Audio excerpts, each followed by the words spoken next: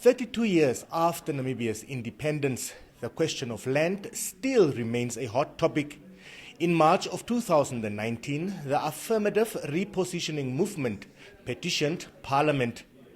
The movement's petition was in the form of a draft bill. The AR movement further wants Parliament to pass laws that empower Namibians to have ownership over land in the country. Charles Uwanga, Chief Legal Officer in the Law Reform Directorate, in his verbal presentation urged the committee to consider various aspects before resorting to banning foreigners from owning land. We want to restrict ownership of for land ownership by foreigners in Namibia. Okay, what is the purpose? It's because we feel that the foreign ownership, there is a skewed imbalance in terms of land ownership in Namibia, where most of the land is now being owned by foreign nationals.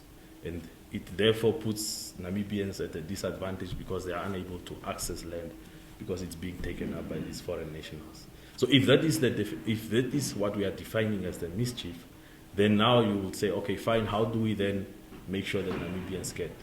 Uwanga also commented on the AR's recommendation to limit foreign interest on commercial land to leasing for a period not exceeding 10 years, though renewable. Is there available land or properties for lease?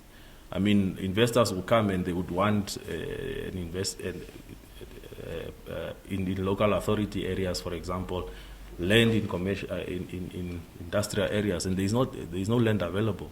So some of those things need to still be addressed. Otherwise, you are going to cut off people completely because there is no land available to lease, and you are restricting them to lease and so on.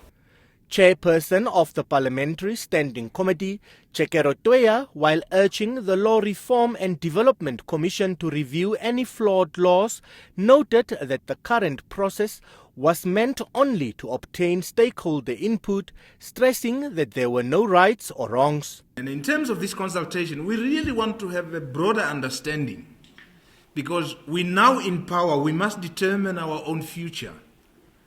And if the people that have entrusted us to lead peacefully, complying to the rule of law, are still not better off than yesterday.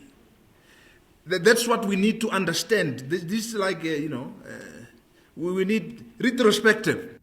The Namibian Farmers Union and the Namibian Agricultural Union will appear before the committee on Thursday.